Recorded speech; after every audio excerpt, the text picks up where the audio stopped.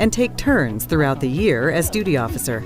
To support them, a duty manager coordinates with the leadership team, allowing the duty officer to concentrate on field assistance.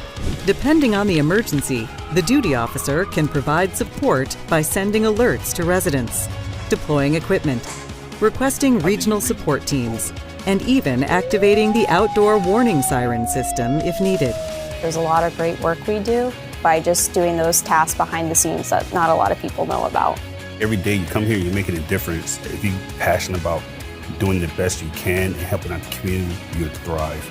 The duty officer plays an important role in Pierce County's readiness and responsiveness to emergencies and disasters.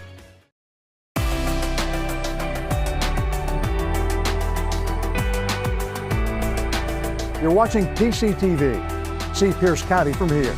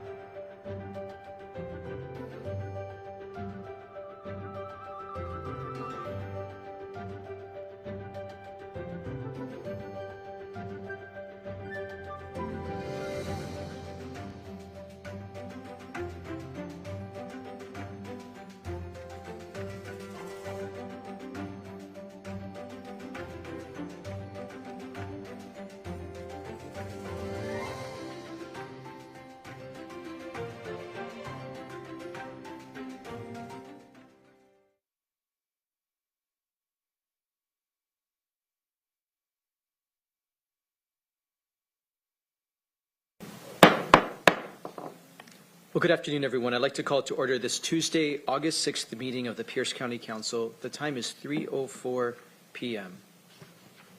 Madam Clerk, will you please call the roll? Councilmember Campbell. Here. Councilmember Cruver. Here. Councilmember Denson. Here. Councilmember Herrera. Here. Councilmember Hitchin. Here. Councilmember Morell. Here. Councilmember Mello. Here. You have 7 members present. We have all 7 members present and a quorum. Item number 3 is our Pledge of Allegiance to the flag, our moment of silence, and our land acknowledgement.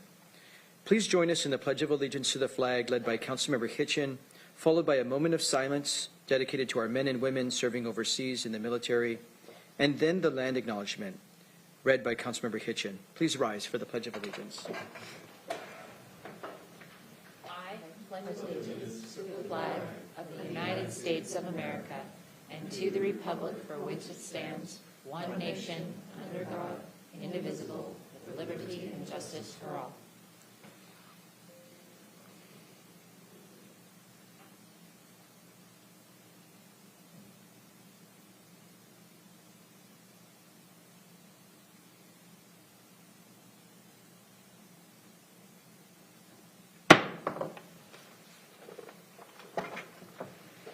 We acknowledge that we are on the traditional homelands of the Coast Salish tribes. Coast Salish people have lived on and stewarded these lands since time immemorial and continue to do so today. We recognize that this land acknowledgement is just one small step towards true allyship, and we commit to uplifting the voices, experiences, and histories of the Indigenous people of this land. Thank you, Chair. Thank you, Councilmember Hitchin. Board item number 4, which is the approval of our agenda. Are there any objections to approving today's agenda as presented? Seeing no objection, the agenda is approved. On today's council agenda, there will be multiple opportunities for public comment.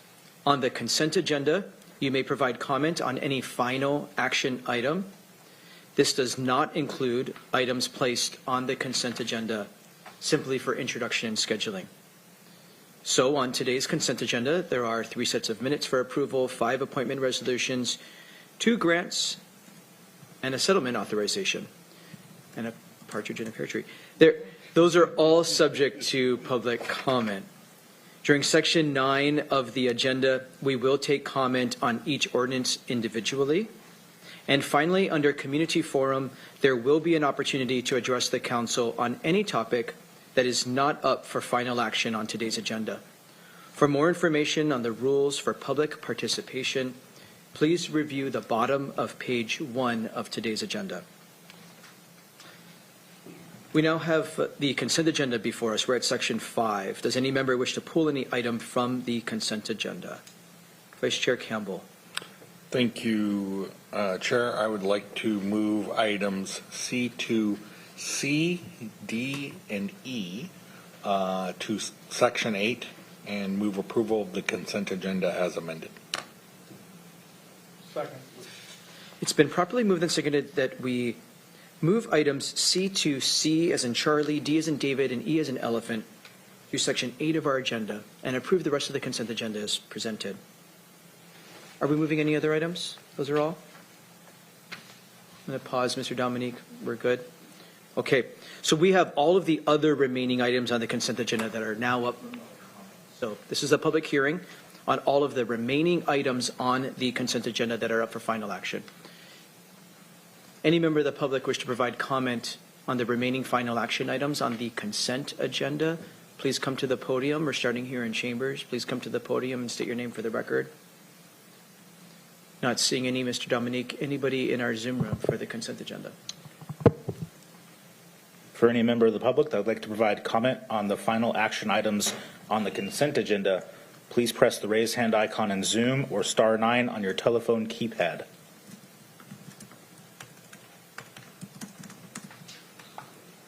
No hands at this time, Chair. With no hands, we'll close the public hearing, bring it back to the council. Madam Clerk, will you please call the roll on the consent agenda? Councilmember Cruver. Aye. Councilmember Denson.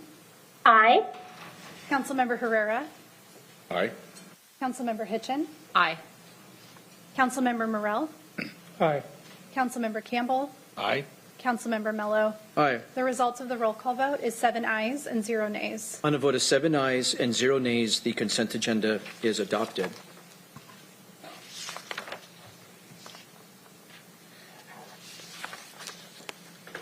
We will come back to those items that we pulled off of the consent agenda right after our proclamation. So we are at, Section 6 is messages from the executive and other county elected officials. There are none today, which does bring us to Section 7, proclamations, recognitions, awards, and presentations. Today, the council is excited to proclaim August 4th through the 10th as Farmers Market Week here in Pierce County, Washington.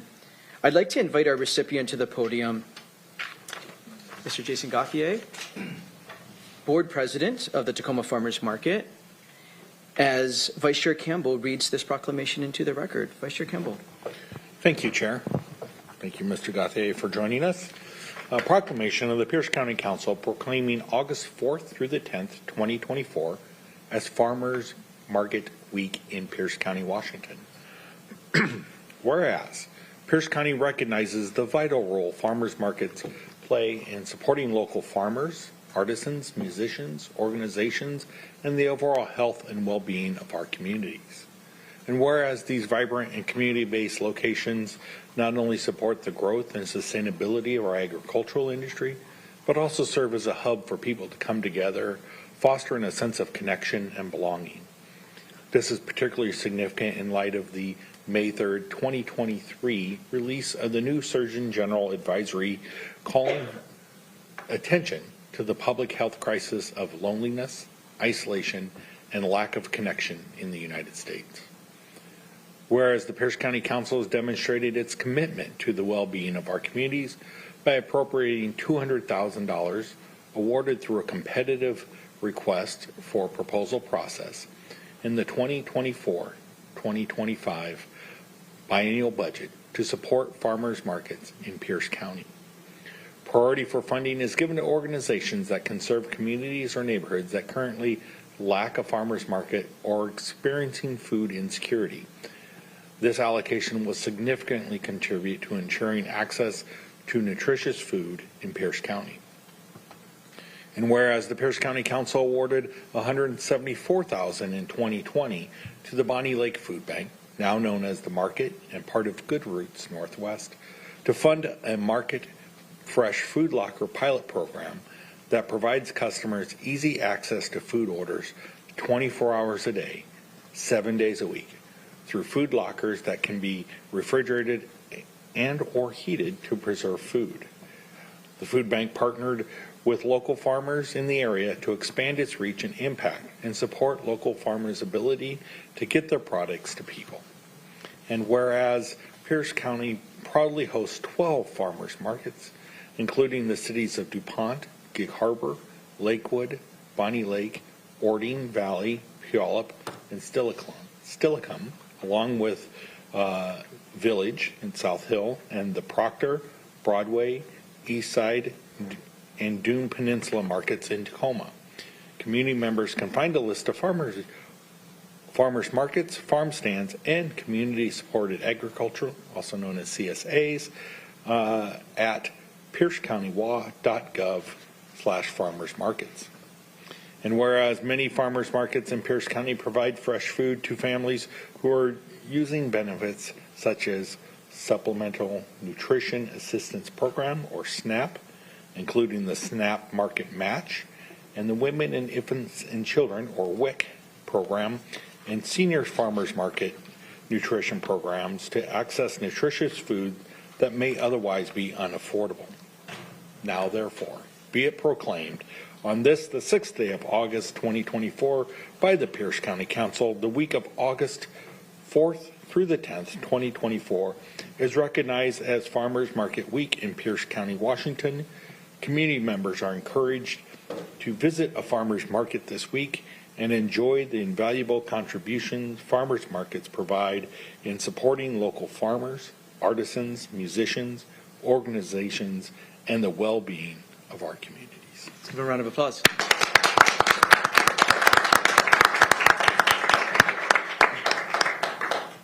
Jason. Thank you, Chair Mello, members of the council. My name is Jason Gauthier, and I have the honor of serving as the president of the board of directors for the Tacoma Farmers Markets, one of those 12 farmers markets that serve our communities across Pierce County. I wanted to note something that was highlighted early in that proclamation today, and that's we endeavor to build a vibrant marketplace where community can connect not only with our vendors, but with the community itself. These vibrant marketplaces provide a sense of community, a central point in those 12 different individual communities across Pierce County, and we look forward to continuing to do that as we have done for the last 35 years, for at least another 35 years here in the city of Tacoma. Thank you so much for this recognition of Pierce County Farmers Market Week, and we look forward to seeing all of you at farmers markets either here in Tacoma or across Pierce County. Thank you so much. Thank you, Jason. Wait. Before we invite you up here to take a photo and formally accept the proclamation, let me see what remarks my colleagues have. Let's begin with Vice Chair Campbell. Thank you, Chair. Thank you very much for the comments. I've always been a big fan of farmers markets for multiple reasons. For those who know, actually born and raised on a small farm outside Omaha, Nebraska. But in coming out here to the Northwest, seeing such a rich variety of farming opportunities across Pierce County and having a way to get food from the farmers that we have here to the people who live here. And they provide that key connection. But also for me, the entrepreneurial opportunity. You go to any farmers markets, there's a large portion that is local farms. And that's great, and that's what we need. There's also a large portion of other entrepreneurial efforts, and it provides a very low barrier opportunity for someone to test something new in the market or just get a foundation of understanding of what their product is, what's going to sell, what's not going to sell. Is being an entrepreneur something that they want? And I know there are many businesses across Tacoma who got their starts at the Tacoma Farmers Market, and I'm sure the story is replicated all across Pierce County. And so it serves not only the connection of providing fresh and healthy produce and market goods from local farms, but also entrepreneurial growth. Overall, healthy farmers market scene provides a healthy economic activity for the county. Thank you for being here to accept it. Thank you, Vice Chair Campbell. I'm sure you have a whole laundry list of the entrepreneurs that have started and incubated. Just two that come to mind as I hear your remarks are Ice Cream Social and Howdy Bagel. Yep. I'm sure you have a whole long list that you are well aware of, but to your point, Ice Cream Social and Howdy Bagel are two in particular that got their start incubating at local farmers markets. Thank you. I know of one that I started, so. Councilmember Herrera. Thank you, Chair, and I just want to thank Councilmember Campbell for bringing this forward. Before grocery stores, it was farmers markets. That's how people gathered, traded goods, and most definitely it's always been a hub of community, because if Farmer Joe down the road's cow was sick and there's no milk this week, the community knew about it. Or if the barn blew over, that's where people got information, news, traded, and many things like that.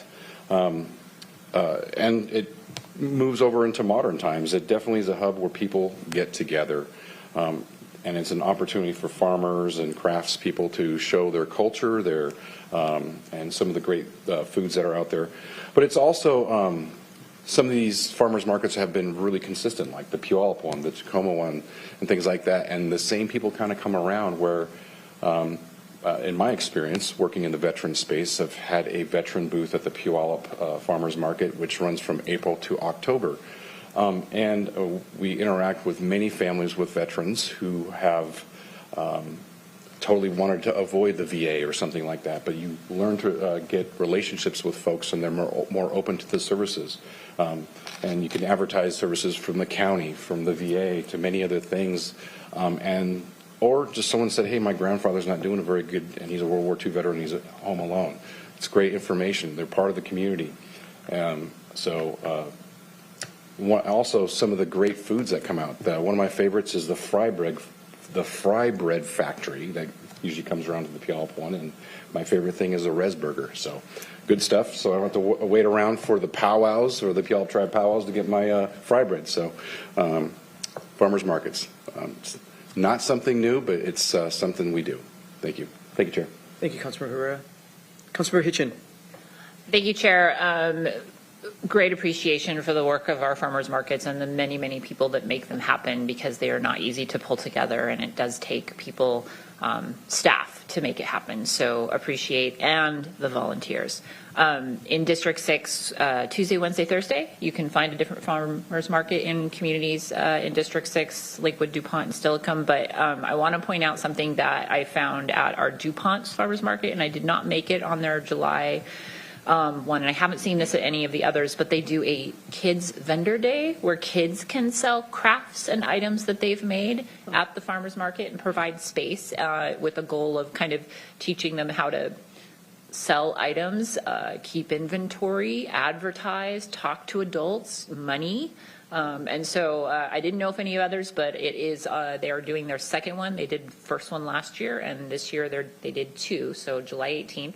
We've passed, but the next one is August 15th from 3 to 7 is the Kid Vendors Day in the DuPont Farmers Market. It's unique. I think unique. Maybe someone else has it, but I was pretty excited to see it. Thank you, Chair. Thank you. Councilmember Coover. Thank you, Chair. I just know they're a lot of fun to go to. You find a lot of new products and meet people and look at some beautiful produce, the way that they are able to display things and the handicraft things. It's a great place for finding unique gifts and, you know, running into people. So yeah, all the other stuff is great too, but I just know you can always have a good time. My district isn't so good for it because it's too far away from each other, so I get to go elsewhere and meet new people. Thank you, Chair. Thank you. Well, Jason, thank you for being here today on behalf of the Tacoma Farmers Market, but also representing all the other farmers market associations across the county that bring these vibrant spaces to our communities. Appreciate Vice Chair Campbell making sure we always pause and highlight the many, many, many benefits of farmers markets. Yes, it's direct to market opportunities for these small businesses and ability to bring nutritious food to folks with many added benefits of SNAP and WIC and senior farmers market vouchers to allow people to double their dollars and really extend their purchasing power. And the community spaces that really help activate community spaces. It's just really, they're just such joyous events. And Jason, I want to really extend our gratitude. It takes board members like you, so please take back to the Tacoma Farmers Market Association board in particular, and we hope that other farmers market associations who are hearing us today or may hear about this in the future, you know, we are very grateful for your volunteer board service. It takes, these are nonprofit organizations that are creating these opportunities for these small businesses and for community. And thank you for your volunteer service and your board leadership. Please come forward and accept the proclamation.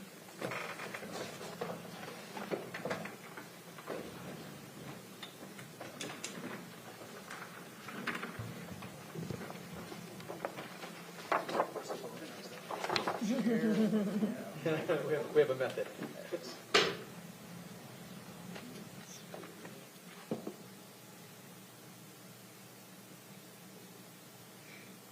All right.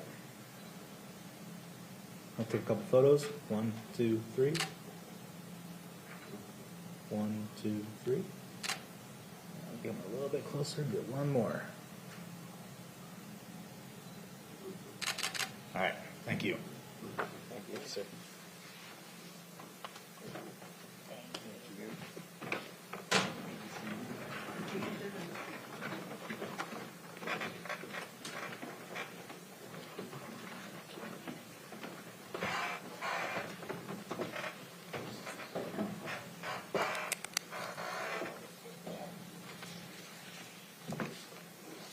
So, Council, we're going to, we're at Section 8, where we began to pull off several items off of the consent agenda. The proposal R 2024-186. I'm going to turn to Ms. Long to brief the council on this proposal, please. Do we need to move? Not yet. Right, thank you. So on July 16th, the resolution confirming the executive's appointment of Cody Winans' reappointment to the Arts Commission was submitted to the council. And on the 30th of July, the executive submitted a written request to withdraw that appointment after learning the appointee had accepted a new job and would be moving out of state, thereby being unable to serve in that capacity any longer. So the council's rules of procedure at PCC 128095 do allow this process. They allow the executive to submit a written request to withdraw an appointment if done so prior to consideration by the council. And at that point, the council's options are to vote to allow the withdrawal of the executive's appointment resolution, or you may proceed with the confirmation or rejection as allowed by the charter. Thank you. Are there any questions or comments from members before I turn to Councilmember Cruver for a motion? Councilmember Cruver for a motion, please. I was distracted. Are we motioning to remove it or to, yeah, I would move to remove the ordinance withdrawal. So, right, Move to so the withdraw. motion I think you would be looking for would be to allow the withdrawal of the executive's appointment resolution R 2024-186. Yeah, I'll ask for the removal, to withdraw from the agenda R 2024-186 from consideration. Second. It's been properly moved and seconded to allow the executive to withdraw the appointment of Cody Winans to the Pierce County Arts Commission. Is there any further discussion? We'll take a voice vote. All those in favor of allowing the executive to withdraw the appointment of Cody Winans to the Pierce County Arts Commission, please say aye. Aye. Aye. Opposed, nay. The motion is adopted.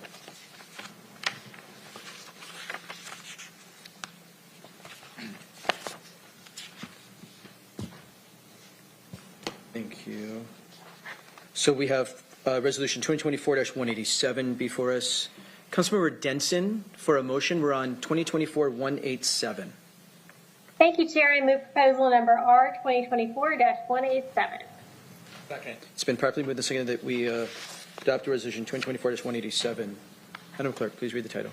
Proposal number R 2024-187, a resolution of the Pierce County Council confirming the reappointment of 3 existing members to the Pierce County Allocation Advisory Committee for Prevention Programs. Thank you. And I believe we have most, if not all, of these appointees here. If you're in chambers, could you please come to the podium, and we would love for you to be able to introduce yourself. Is Percy Etheridge, Julie Hoffman, or Tricia Ballard here in council chambers? Okay. Are any of them online? Percy is online. Percy, welcome. Tricia Ballard is online. Julie Hoffman is online. Fantastic. You need to move. Do they need to be moved over?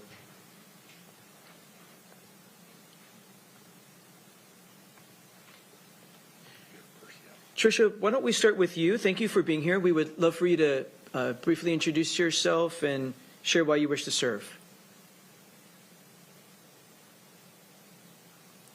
Tricia? Okay. Percy, why don't we move to you? Percy, thank you so much. We would love for you to introduce yourself and share why you wish to serve. Absolutely. Sorry. Hello. Good It afternoon. took a while to get joined. My name is Tricia Ballard. I am a Pierce County transplant from Whatcom County. I've been part of the Pierce County Domestic Violence Prevention Committee, and I also serve on the CJK Community Board, and I'm really happy to give back. Thank you, Tricia. Percy, apologies for that. Thank you for being flexible and gracious and dealing with our technology. Percy, please proceed. Absolutely. My name is Percy Etheridge, and I've been wanting to give back. I actually came from Texas originally, but live here now in the Puget Sound Northwest, and wanting to give back. I'm in finance, and I'm also on a board for Youth in Focus, another nonprofit. And so it's amazing to be able to give back into the community of Pierce County, and so it'll be exciting to continue to be on the. Thank you, Percy. Julie, welcome. Thank you, Julie Hoffman. Excited to serve on the board again. I think it's amazing to hear all of the work that the local agencies are doing to impact youth and families in our county. So it's been a great 4 years and looking forward to 4 more. Thank you to all 3 of you. Do any council members have any questions for these appointees? Councilmember Denson. I didn't have a question. I just had a statement. Is that okay, Chair? Please. I just wanted to thank the constituent Julie Hoffman from District 7 for agreeing to serve again. And obviously, I'm really thankful for Percy and, oh goodness, Tricia? Is that right? Looking at my, Tricia, yes.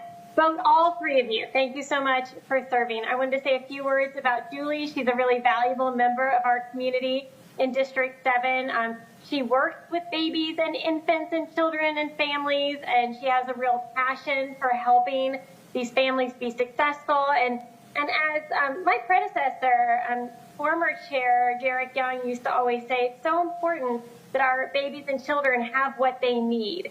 And I know that she, and I'm sure the others too, agree so much that prevention really is key. I know we all want to get upstream from the issues we're seeing, because I think if babies and children have what they need and feel secure and have the food and the shelter and the love and the health care that they do need, we have so much of a better chance of them living, healthy, happy lives here in Pierce County or beyond. And this committee, you guys are leading the way in helping make sure that we make the right decisions. You are close to the issue, and we really need and appreciate your guidance to make sure that we're making the right policy decisions to help the families of Pierce County. So thanks to you all for stepping up. Thank you, Councilmember Denson. Any other questions or comments about these appointees before we move to a public hearing? Don't see any. This is a public hearing on the reappointment of these 3 existing members to the Pierce County Allocation Advisory Committee for Prevention Programs. We'll start here in council chambers. Any members of the public wish to provide comment here in council chambers? Don't see any. And Mr. Dominique, anybody in our Zoom room? For any member of the public that would like to provide comment on proposal number R 2024-187, please press the raise hand icon in Zoom or *9 on your telephone keypad. No hands at this time, Chair. With no hands, we'll close the public hearing, bring it back to the council. Are there final remarks by council members? Well, I'll just join Councilmember Denson in our enthusiasm and gratitude for your service. You make very important recommendations to the staff, the county executive, and the county council. We take your recommendations very seriously and rely on your wisdom and expertise. So thank you very much for your willingness to serve the people of Pierce County. Madam Clerk, will you please call the roll on Resolution 2024-187? Councilmember Denson. Aye. Councilmember Herrera. Aye. Councilmember Hitchin. Aye. Councilmember Morell. Aye. Councilmember Campbell. Aye. Councilmember Krueger. Aye. Councilmember Mello. Aye. The results of the roll call vote is 7 ayes and 0 nays. On a vote of 7 ayes and 0 nays, the resolution is adopted. We have proposal R 2024-189 before us. Councilmember Denson, for a motion, please. Thank you, Chair. I move proposal number R 2024-189. It's been properly moved and seconded that we adopt Resolution 2024-189. Madam Clerk, please read the title. Proposal number R 2024-189, a resolution of the Pierce County Council confirming the appointment of 1 new member and the reappointment of 2 existing members to the Pierce County Human Services Citizens Advisory Board. Thank you. And please forgive me, but do we have any of these members here in council chambers? Thank you for being kind and patient. Please, if you're here, please come to the podium. We would love for you to introduce yourself and share briefly why you wish to serve. Thank you, Chair Mello and Council. My name is Shay Smiley. I am the Housing, Health, and Human Services Program Manager for the City of Gig Harbor. I'm also a resident of Pierce County. I'm hoping with my 15 years experience in social work that I'll be able to have a useful impact on the board. Thank you. Yeah. There may be questions, but okay. we'll let the other appointees introduce themselves. Thank you, Shay, for being here in person. Jennifer or Yvonne? Jennifer or Yvonne? There yes, we go. hi. Thank you. Hi, welcome. Thank you, Chair. Can you hear me okay? We can hear you well. Hi, my name is Jenny Sullivan. In my day job, I work in fundraising for the American Cancer Society, and I am very honored and proud to continue serving in a community capacity on the Citizens Advisory Board to be privy to important funding decisions that are made across the county for families and those in need. And I am honored to continue to serve on this board. Thank you. Thank you, Jenny. Is Yvonne present? I don't think I'm missing Yvonne in the Zoom room or in person. Well, we have written materials for all of these appointees, and we've had the benefit of reading written material as well, and grateful to meet these appointees in person. Do any council members have any questions or comments before we open up for a public hearing? Thank you. Councilmember Denson. Thank you, Chair. I'm having a happy day today. We have so many wonderful, wonderful residents stepping up. I wanted to thank Shay and Jennifer and Yvonne, even though she's not here, for stepping up, serve on this committee. I want to say a few words about Shay. And Shay, I'm sorry I'm not there in person with you today. Shay has been amazing at the City of Gig Harbor. The whole community just is so appreciative of her efforts. It's the first time the city's had a position like this, and her experience in social work and with mental health and working with people with domestic violence and being a victim advocate. I mean, she really has all the bases covered. And it's not only her efforts in the City of Gig Harbor that people have really appreciated, but she's really gotten out into the community as well. She comes over to the Key Peninsula and participates in our KP Kids Coalition. She's involved with all of the organizations really on that side of the bridge, bringing such a wealth of knowledge and professionalism and good-hearted partnerships and connections. And I should not only thank Shay, but thank the City of Gig Harbor for making her available in this way. So she has just been awesome and such a wealth and talent to have on this commission, along with Jenny and Yvonne. And we're just super, super excited about this new perspectives and continued perspectives on the committee that's so important to help us do our work. Thanks to you all. Thank you for those comments, Councilor Denson. Any other comments or questions? Okay, let's open up for a public hearing on Resolution 2024-189. Any member of the public here in council chambers wish to provide comment on this appointment resolution? We'll invite you to the podium if you do. Not seeing anyone come to the podium. Mr. Dominique, anybody in our Zoom room? For any member of the public that would like to provide comment on proposal number R 2024-189, please press the raise hand icon in Zoom or *9 on your telephone keypad.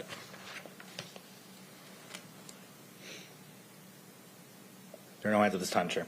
With no hands, we'll close the public hearing, bring it back to the council. Are there final remarks by council members?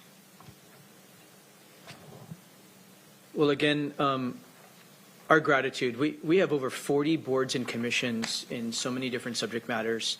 It is a really big county, right? This is the second most populous county in Washington State. There's a lot to try to unpack, understand, and make recommendation and move the needle on. And we cannot possibly do that without amazing volunteers, community members who are willing to give of their talent and time and expertise. And so thank you very, very much for giving of all of that.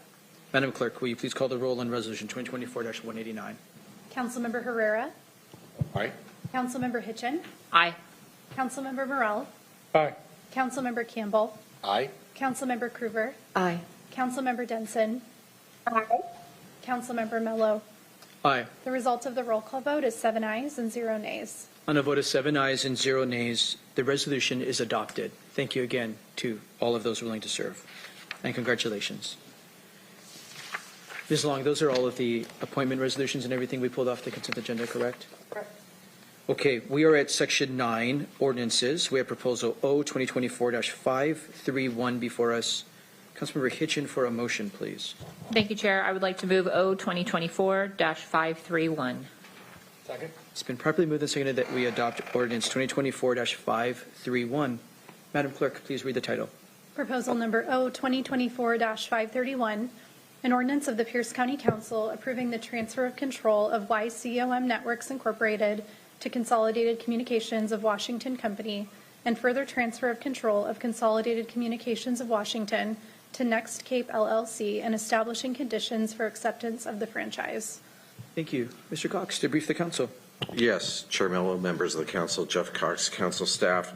The ordinance in front of you gives the county approval to transfer control of the YCOM Networks Incorporated franchise approved in 2014 via Ordinance 2014-107.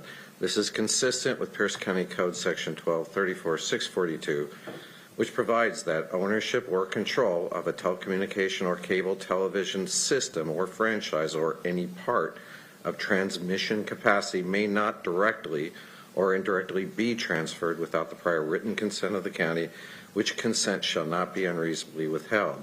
This ordinance provides authority for the transfer of the franchise to Consolidated Communications of Washington, which itself is substantially controlled by Netscape LLC, and it includes provisions setting out the history of that ownership relationship.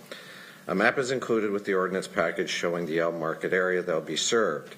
The Planning and Public Works Department recommends approval, and the Economic and Infrastructure Development Committee gave it a due pass recommendation on July 9th of this year. You have an equity note included with this package, and the fiscal impact is de minimis.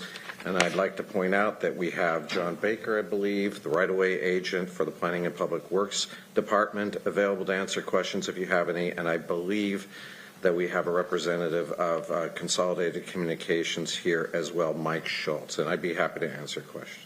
Thank you, Mr. Cox. Mr. Baker, what do you have to add on behalf of the department?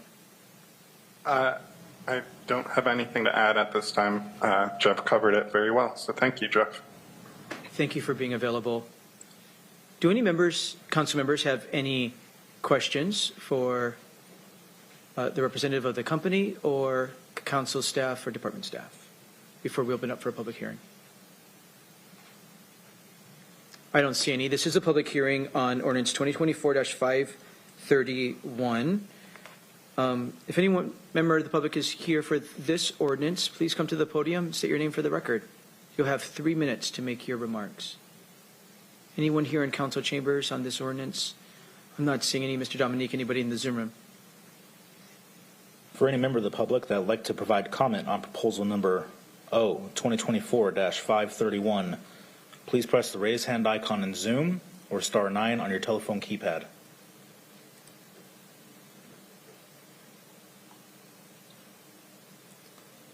There are no hands at this time, Chair.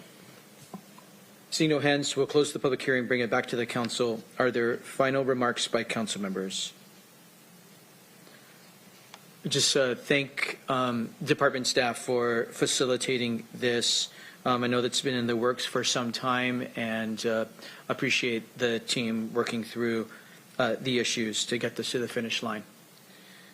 Madam Clerk, will you please call the roll on Ordinance 2024-531? Councilmember Hitchin. Aye. Councilmember Morell. Aye. Councilmember Campbell. Excused. Councilmember Krueger. Aye. Councilmember Denson. Councilmember Denson. Aye. Councilmember Herrera. Aye. Councilmember Mello. Aye. The results of the roll call vote is 6 ayes and 0 nays. Before I close the vote, can you call for Vice Chair Campbell's vote, please? Councilmember Campbell. Aye. The results of the roll call vote is 7 ayes and 0 nays. On a vote of 7 ayes and 0 nays, the ordinance is adopted. We're at Proposal O 2024-532. Councilmember Hitchin for a motion, please. Thank you, Chair. I would like to move O 2024-532. Second. It's been properly moved and seconded that we adopt Ordinance 2024-532. Madam Clerk, please read the title. Proposal number O 2024-532, An ordinance of the Pierce County Council related to the operation and expansion of the Pierce County Water Utility, Last line, please. existing receivership, and setting an effective date. Thank you. I'd like to call on Mr. Tom Swanson of the council staff. Thank you. Good afternoon. Thank you, Chair Mello and members of the council. The ordinance before you, O 2024-532, begins at page 138 of your packet. This is the next step in the process of expanding the Pierce County Water Utility. This ordinance does the following. As shown in Exhibit A, the ordinance amends Pierce County Code 7.10 to provide the regulatory framework necessary for future expansion, specifically related to the authorization requirements for future acquisitions of other water systems, which would be required to be approved on an individual basis by council ordinance, and require Planning and Public Works to prepare a business case analysis with information to determine if the acquisition is in the financial interest of the Pierce County Water Utility and in the public interest. Moving on to Exhibit B, the ordinance amends Pierce County Code 4.48 to create the new Water Utility Fund to manage the financial resources required for water utility operations and expansion. This ordinance also authorizes Planning and Public Works to acquire the Kapowson Water District and to terminate the 7-year-long receivership, allowing the integration of the Kapowson Water District into our water system. And then finally, this ordinance, as currently written, sets an August 1st effective date. However, you may have noticed it is currently August 6th. So, Mr. Chair, we do have an amendment that would change that effective date, and we'll get to that shortly. Going back to Council's 2024-2025 budget deliberations, at that time, Council deferred action on an earlier version of this ordinance. However, recognizing the importance of the matter, Council did allocate $635,000 in the Sewer Utility Fund to serve as a loan to the newly created Water Utility Fund.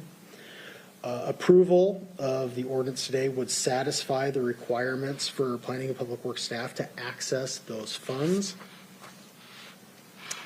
A fiscal note is included in your packet. Planning and Public Works staff project $887,000 in water utility expenses within the current biennium and an additional $1.5 million between 2026 and 2029. This is offset by an anticipated $1.15 million in revenue for the biennium, which does include that earlier mentioned sewer fund loan. And $3.5 million in revenue from 2026 to 2029. An equity analysis has also been completed on this proposal and is included in your packet. Planning and Public Works staff twice presented to the Economic and Infrastructure Development Committee related to the water utility expansion, first on February 27th with an overview and strategic plan, and then again on June 6th with a detailed financial plan. A public hearing on this ordinance was held in EIDC on July 9th, where it did receive a due pass recommendation. And as stated earlier, Mr. Chair, we do have an mostly procedural amendment. I don't know if you'd like to address that at this time. Are there questions or comments from council members before we get to amendment number 1 on the proposal? Let's deal with the amendment, then I'm going to go to department staff to see what department staff wants to add. Councilor Hitchin, did you have questions or comments? You wanted to move amendment 1? Go ahead, Councilor Hitchin. Thank you, Chair. I'd like to move council amendment number 1 to O 2024-532. Second. It's been properly moved and seconded that we adopt council amendment number 1. Mr. Swanson. Thank you, Mr. Chair. Amendment 1 to the ordinance is before you. This amendment does two things, both relatively procedural. The first, it adds language to the loan terms from that sewer utility loan that was mentioned earlier. It does add terms to that loan that would allow the water utility to withdraw from that loan on a quarterly basis versus in one lump sum on the front end. Basically, think of it like turning the loan into a line of credit so they can borrow against it. The water utility can borrow against it as they go. This is estimated. This could save as much as $100,000 over the 5-year loan period in interest that the water utility would have to pay back to the sewer utility. And then Section 2, as stated earlier, makes that change where August 1st was the anticipated effective date of this ordinance. We have gone past that date, so it would move that to September 1st. Those are the two the two actions taking place in the amendment. Thank you. Councilmember Hitchin. Thank you, Chair. I warned Mr. Swanson I was going to ask this question. Can you help me understand why the county is charging the county interest? And that is a great question. The short answer is because the statute requires us to. The reason the statute requires us to is because the water utility and the sewer utility are not necessarily the same constituencies. In fact, in this case, they are not the same constituencies. So therefore, you have you would have funds being taken from the sewer ratepayers that would normally be sitting in an account gathering interest at the state level. They would be losing that interest, and that would be being offset water utility customers who are different people. So the cost of the loan is that interest rate that the fund would be getting plus 1%. So it's a very modest rate that's charged. But that's statutorily why that's required to be charged. Okay, thank you. Thank you for the question. Any other questions or comments on Amendment 1? Not seeing any. We'll take a voice vote on the adoption of Council Amendment number 1. All those in favor of adopting Council Amendment number 1, please say aye. Aye. Opposed, nay. Motion's adopted. We now have the proposal in front of us as amended. Mr. Hartwig, you've worked really hard on this proposal for some time, and our Economic Development and Infrastructure Committee has wrestled with the detail for several months now. What do you have to add on behalf of the department? Well, thank you, Chair Mello and members of council. First, I'd like to thank all of the council members for enduring the various discussions, presentations, and we appreciate all the questions that you've asked. They were very pertinent to the effort, which is fairly complex, to expand and move the water utility forward. It's not a simple endeavor to deal with water in any state, but definitely in our state. And so I do appreciate your consideration for this item tonight or today, and we wanted to reiterate that this is just really the beginning point in our minds. This is the point where we can now work toward developing water code, developing water rates, the consideration of discussions of other systems. All of those items will come back to you, the council, for discussion and decisions. So this is not you've committed to everything at this point. This is just getting it started so that you can look at all of the options and issues that will be coming forward related to the water utility. Thank you. Thank you for your hard work and your patience with us as we've learned along with you. Well, we have the proposal before us as amended. We're going to open up for a public hearing on the creation of the Pierce County Water Utility. Does any member of the public wish to provide comment? We'll start here in council chambers.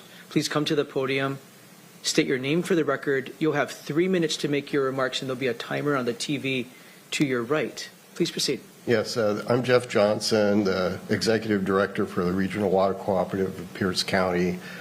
Really 26 of the largest systems here in the county, and our systems actually serve in 8 different counties. But we're here in support of this. We feel the goals of this effort are worthwhile. Do have some concerns about the financial viability and the costs that may occur to the county over time. But the problems with PFAS may exacerbate this issue as more and more systems test for this. The cost for treatment's very high. Some limitations on what you can do is the fragmentation of these smaller systems that are probably going to be problematic. Water right changes. I will note that we're working on some legislation which may help that at the state level. So we'll see how that goes, but I wish you all well. You're taking on a major issue. So thank you much. Any questions? Thank you very much. Appreciate it. Thank you. Any other member of the public here in council chambers wish to participate in the public hearing on this ordinance? I'm not seeing any. Mr. Dominique, anybody in our Zoom room? For any member of the public that would like to provide comment on proposal number O 2024-532, please press the raise hand icon in Zoom or *9 on your telephone keypad. And we have 2 hands raised right now. First is username HP. Please state your name for the record, and you'll have 3 minutes.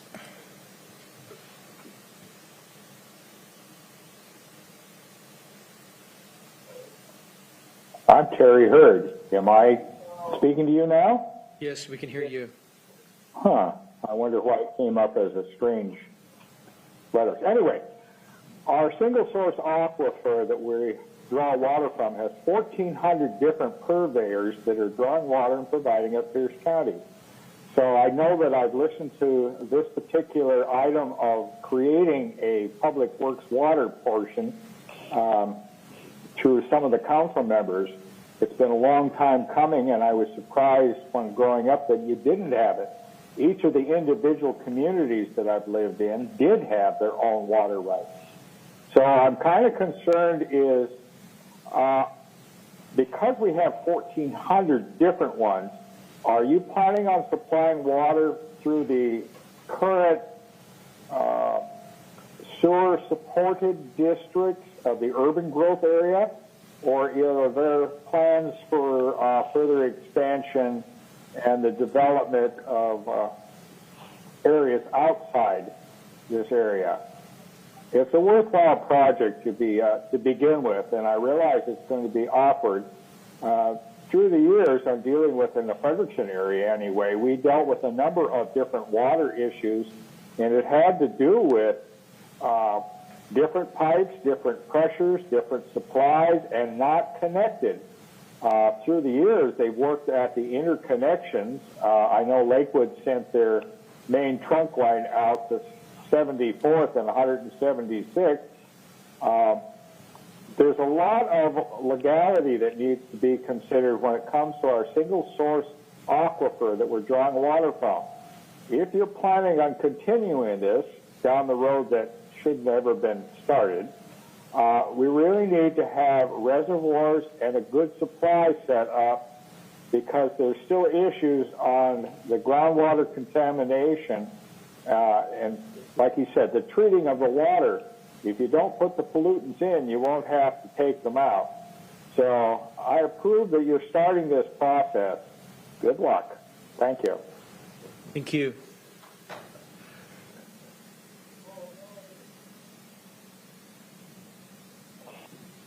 All right, next we have a phone number ending in 075.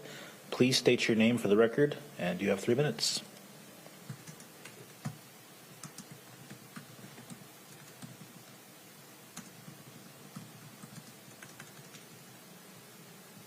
Hi, this is Roxy Giddings. I was just wondering if there were any other water systems currently owned, public water systems currently owned that are nearing the situation that Kapowson Water District is in. I just want to know if we have some things teetering on the edge around this.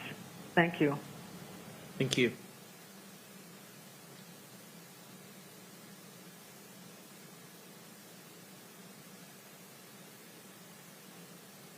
There are no more hands at this time, Chair. With no further hands, we'll close the public hearing, bring it back to the council. Mr. Hartwig, I'll ask you to please respond to some of the questions we received during the public hearing about scope and scale of what we're currently thinking in regards to the purpose of the Pierce County Water Utility. Yes, as the first commenter had mentioned, one of the goals would be over time for those systems that are interested in becoming part of a broader county utility, we would be able to have that interconnection, intertie, consistent management and administration and financial structures for those utilities. That was presented several times to the EIDC on one of the opportunities that the county has by already having a robust sewer utility using similar concepts, because the two utilities function somewhat similarly. There is the water rights, which was also presented at the several of the EIDC presentations. We have water rights at Chambers Bay, Chambers Creek properties, fairly significant water rights, and the ability with a little bit of to wheel that water to the places where it might be needed. So there's definitely an acknowledgement that there are, while there is overall there's a an amount of water that should be adequate for current and future growth. There are areas that may not have enough water or water rights, and so there are some opportunities to utilize some of the Chambers Creek properties water to resolve some of those issues. Some of the other components would be to take advantage of reclaimed water. That is also, that will be something that will come forward to council after we get started, would be looking at the reclaimed water code along with a water code. Those will be slightly different and different sections of the water chapter. But taking advantage of reclaimed water to preserve as much drinking water quality water as possible for consumption is another goal that the county has for sustainability. So that is one of the areas we are looking at.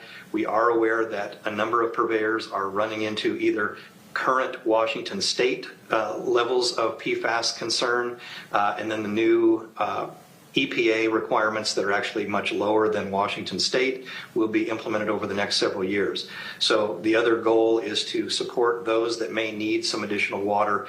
The Chambers Creek Properties water has been tested. It is non-detect for all of the PFAS constituents that are being regulated, and so that it is a valuable resource that we hope to help systems out with and any systems that become part of the county's utility. As far as the second commenter's question or concern, there are different systems are all kind of in a different place. Many of them, though, the infrastructure that was built around the same time frame, 1960s, 1970s. So it's reaching its useful life. So there is a concern that there may be some systems that if left without support or without a different strategy, might fall into that point where the state may consider a receivership. None that we're aware of immediately, but there are concerns that the new regulations, that the PFAS concerns, and other contaminants that are out there, plasticizers, 6-PPDQ, that all of these things could really take a toll on the smaller systems and their ability to keep up with what they would have to do to treat those, as Mr. Johnson has mentioned. So those are all goals of the utility. We're aware of the issues and concerns that the commenters had brought up, and we are trying to develop strategies that will move us forward along those lines. Thank you for responding. Are there questions or comments by council members? Vice Chair Campbell. Thank you, Chair, and thank you, Mr. Hartwig. You explained it well with being able to use what we call the purple pipe water, the Chambers Bay, breaking down into, you explained it very well within the context of water, but breaking it down to more layman's term is you have the water flow that comes out of a sewer system that generally would go into a larger body of water and become, parts per million.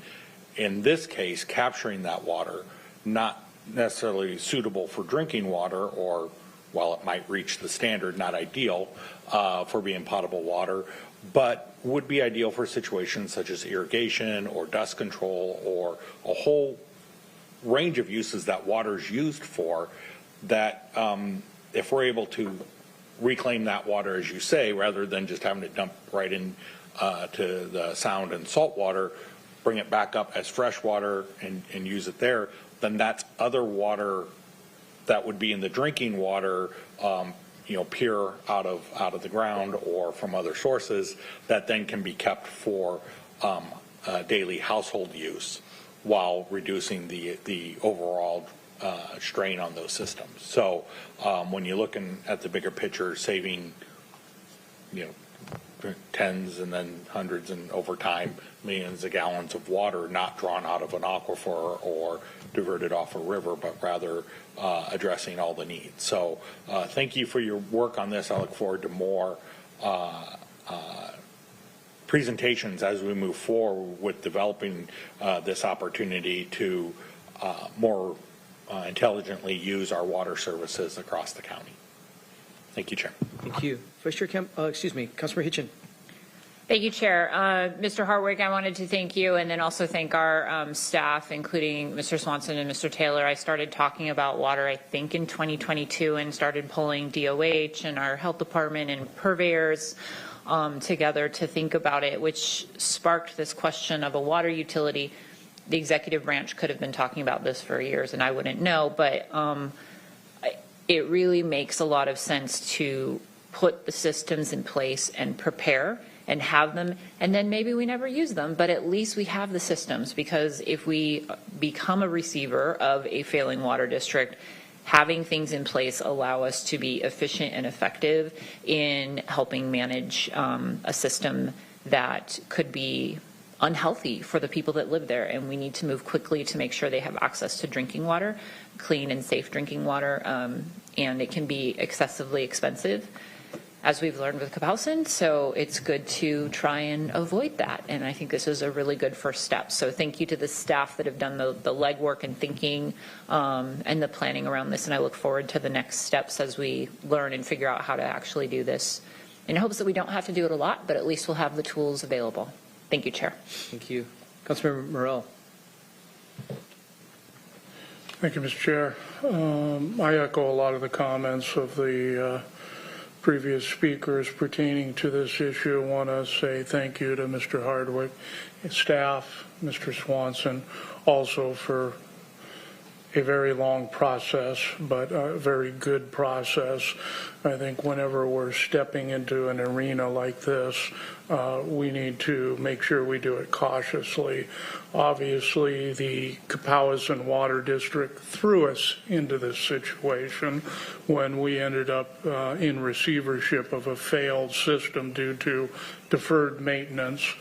And I think there again, we just need to be proactive in putting together this Pierce County water utility is being proactive, because as you said earlier, a lot of those systems in rural suburban area of Pierce County were built in the 60s, 70s. That was a generation ago, and a lot of the HOAs have put off maintenance to the point where they may not be able to catch up. So we're going to have a lot of purveyors dealing with the EPA issue.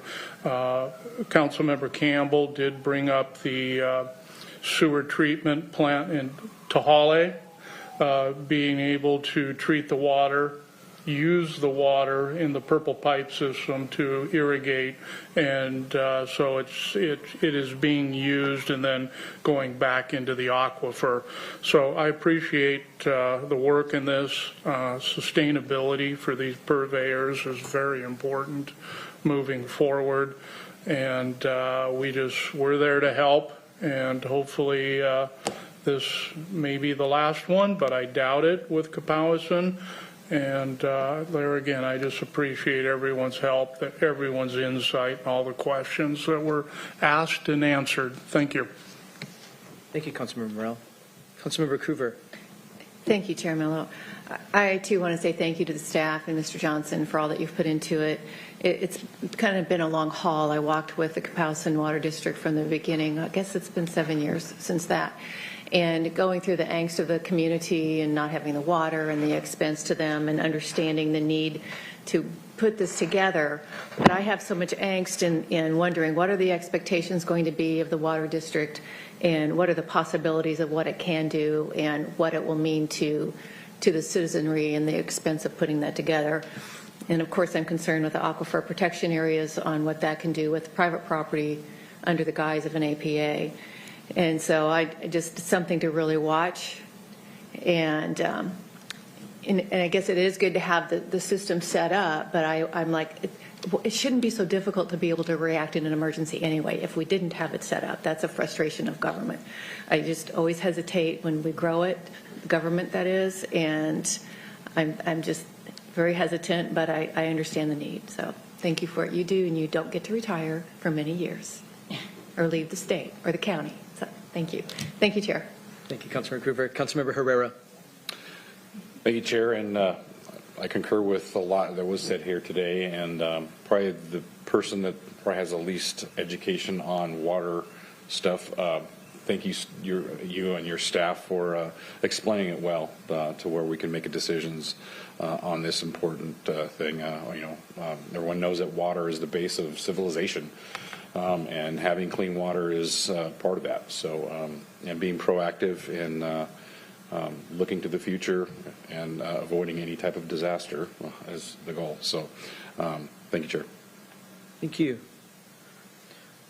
Well, in closing, I would first, again, like to thank the department for the very hard work for a very long time now to put a thoughtful proposal in front of the council and answering our many questions over a long period of time, because this is really serious work and has the opportunity to be really impactful, not only for residents and access to safe drinking water, but to taxpayers. So we take these decisions very seriously. Like Councilmember Morell, I too am grateful that we are setting up a construct and a system to be able to step in as a last resort, as I see it, in order to protect the system in a moment of last resort, I think. And that's important that we're creating that structure to do that. I would just my continue word of caution, and I've shared this when I've had one-on-one meetings with department staff leading up to today. My word of caution is, other systems who have water systems that have taken care of their system and invested in their system for many, many years should not bear the cost of a system that did not take care of theirs. And now we're stepping in to take care of a system. That's not fair to ratepayers that have been paying bills and taking care of infrastructure for a long time and being responsible caretakers of infrastructure. We should not put the burden, an unfair, undue burden on when we're coming in to sort of save the day. I'm glad we're setting up a construct. Everyone deserves to have clean water and needs to have access to water, and everyone needs to pay their fair share. I will be looking in the future as we utilize the water utility option to really make sure that ratepayers that have been paying the bill for some time are not paying a disproportionate share because something we're stepping in to take care of that wasn't maintaining the infrastructure as they should. We're now, those old taxpayers, or those old ratepayers, excuse me, those old ratepayers aren't paying a disproportionate and unfair share. So I think it's a really important concept for us to all keep in mind as proposals are put in front of us in the future. Madam Clerk, will you please call the roll on ordinance 2024-532? Councilmember Morell? Aye. Councilmember Campbell? Aye. Councilmember Krueger? Aye. Councilmember Denson? Aye. Councilmember Herrera? Aye. Councilmember Hitchin? Aye. Councilmember Mello? Aye. The results of the roll call vote is 7 ayes and 0 nays. On a vote of 7 ayes and 0 nays, the ordinance is adopted. Thank you again. That brings us to Section 10, Community Forum. Community Forum is an opportunity for members of the public to address the council on any topic that is of significance to or affecting Pierce County government and that did not appear on today's agenda. There is a 3-minute time limit. Please state your name if you would like it on the record, and please address all your comments to the chair. We'll start with those who are here in council chambers. Does any member of the public wish to participate in community forum here in council chambers, please come to the podium. Welcome. Again, there'll be a timer there to your right on the TV screen. Please state your name.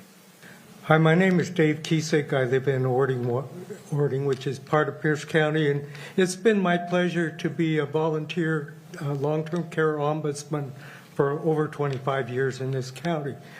I do most of East Pierce County long-term care facilities.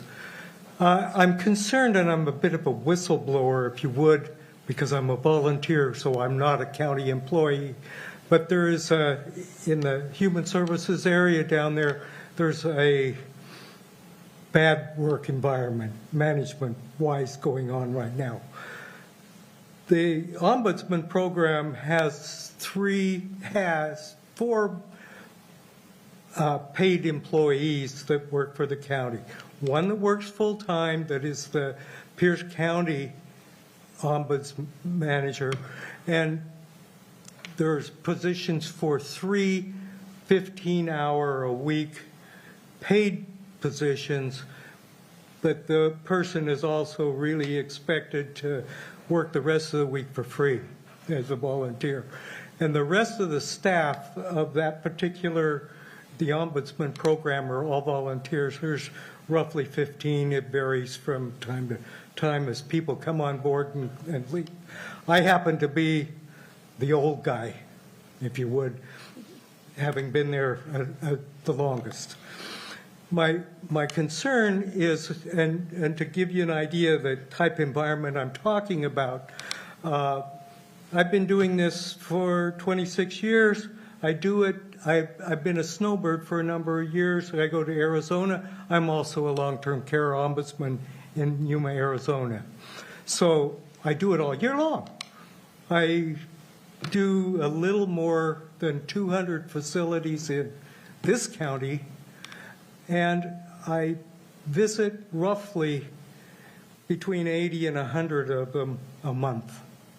So I'm out there. I see a lot of people who have developmentally disabilities, mentally ill, or have one foot in the grave and the other one on a banana peel, if you would.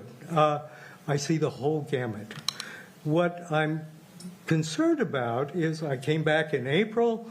For some reason, all of a sudden, a number of us were no longer allowed to go out to facilities. We could talk to management. We couldn't talk to the residents because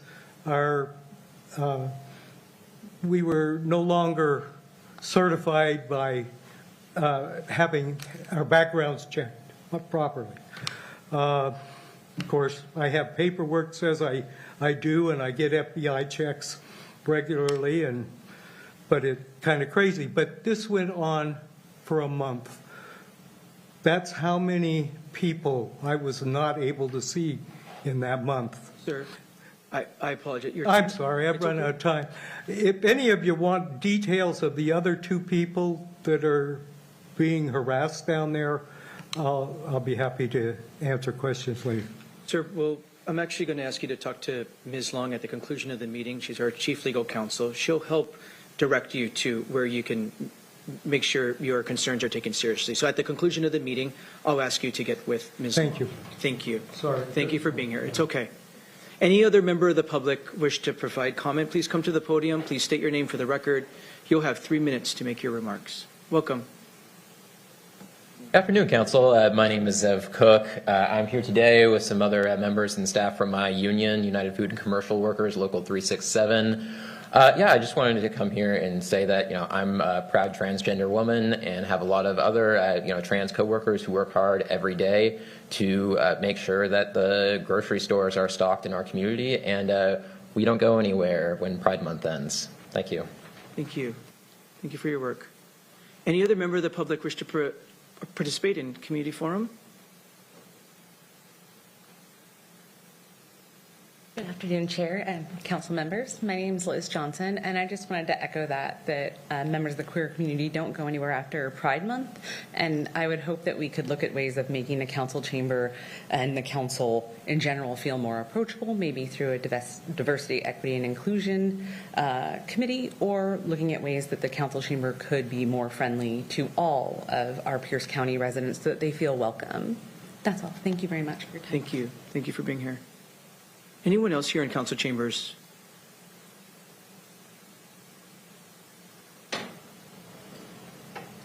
Ms. McGovern-Pilot. Mr. Chair. Good afternoon, Chair and members of the Council. My name is Helen McGovern-Pilot, and I'm coming before you as the one-month interim executive director of Palmer Scholars.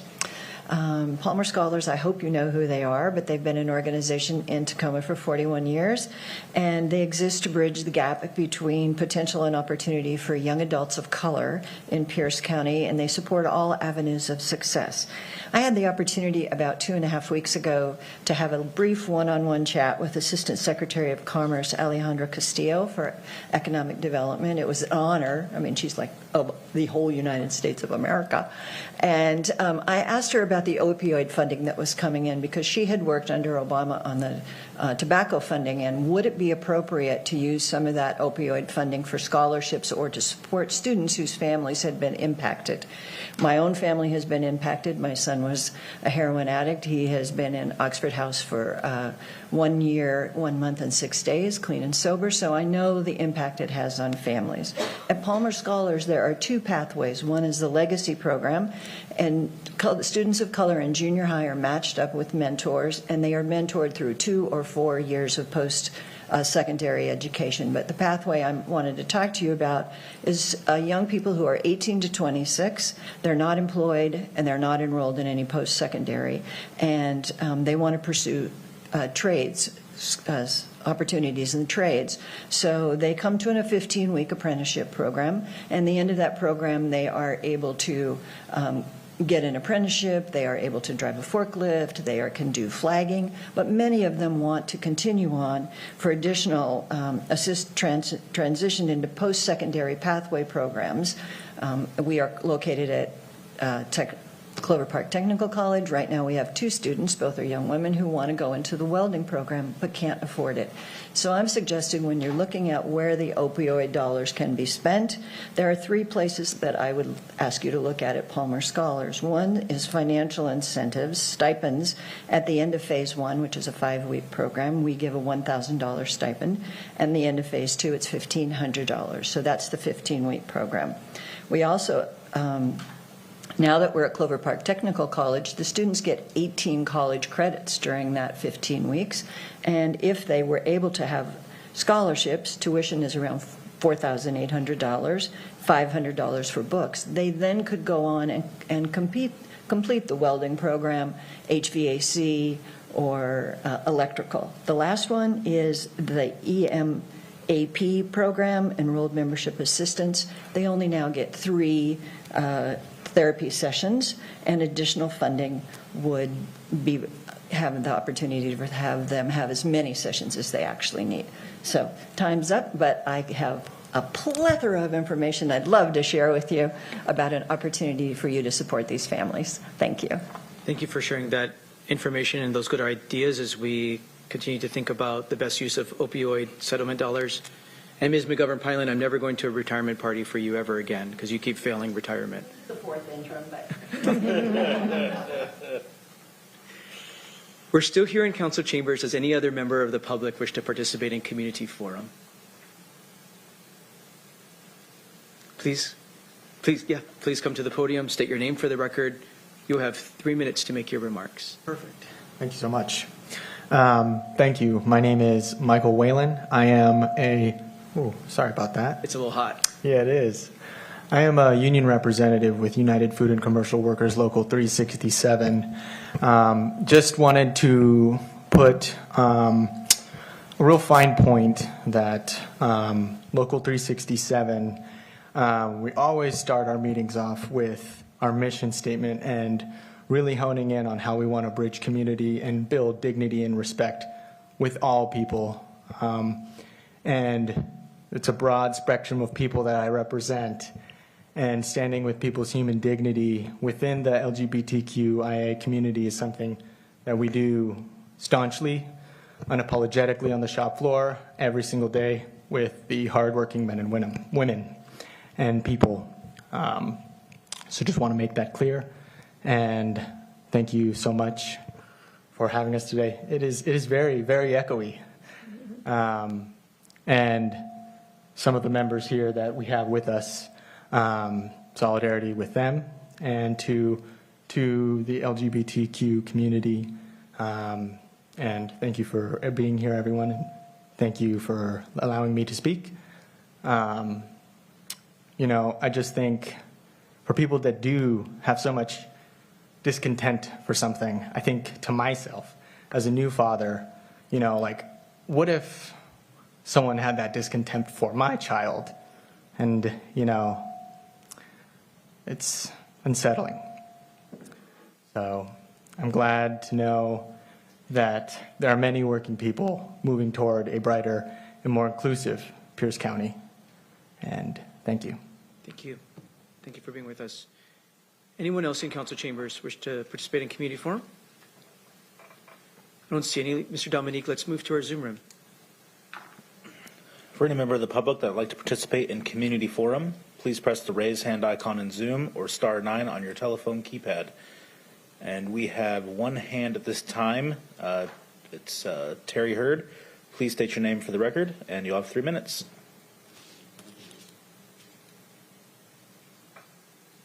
Again, I'm Terry Hurd.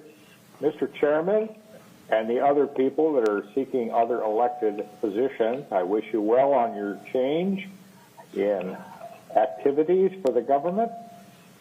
Trouble is, I'm going to have to start trying to re-educate all the next group, a problem that I'll have on my own.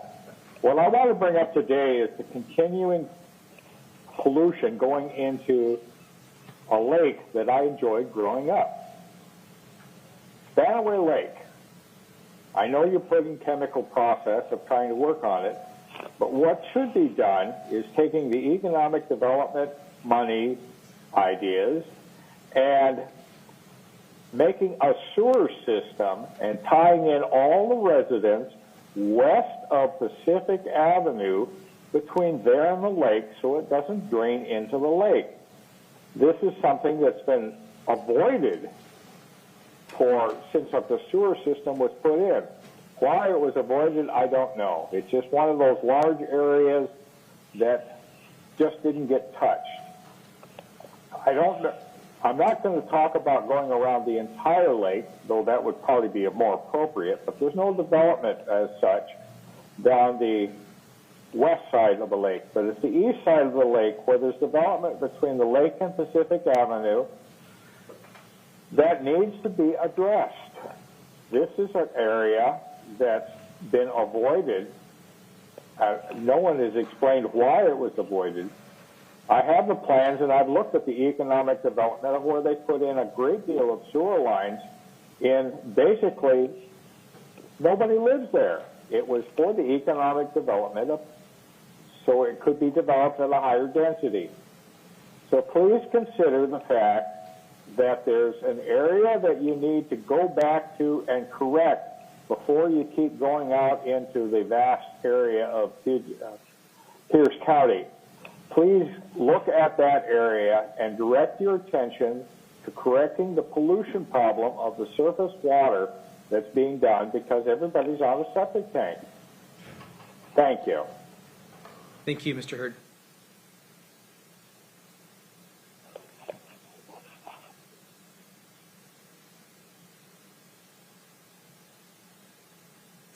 There are no more hands at this time, Chair. With no other hands, we'll close the community forum portion of our meeting, bring it back to the council. We really want to thank everyone who participates in community forum. Thank you for the ideas and the comments and the thoughts and perspectives you bring to us. It certainly does give us good ideas and help us do our job better. So thank you very much. We are at section 11, other business and announcements. This evening, you may notice that some streets are blocked off throughout the county. Tonight is National Night Out, which is an annual event hosted by Safe Streets. This event is designed to encourage connections and friendships between neighbors and community resources. For more information on National Night Out, please visit the event page at SafeST, as in Safe Streets, safest.org/NNO, National Night Out. And also as a reminder to the community that today is primary election day. Ballots are due this evening by 8 p.m. Best to get to a drop box. Information regarding the election, including drop box locations, can be found at piercecountyelections.org. Is there any other business or announcements from council? Councilmember Morrell. Thank you, Mr. Chair. Councilmember Denson and myself will be sitting back tonight enjoying the fact that we're not running for anything. So the rest of you, have to endure an election cycle. God bless you. It'll be interesting. And I know everyone has worked really hard to get to this point. And I just, my hat's off to you. Like I say, I'm done, not going to do it anymore, so I'm good. But anyway, wish you all the best, and we'll see how it goes. Thank you, Councilman Morrell. Are there any other business or announcements by other members? Ms. Long, is there any other business for council this evening? Not today, thank you. With no other business before the Pierce County Council, we are adjourned.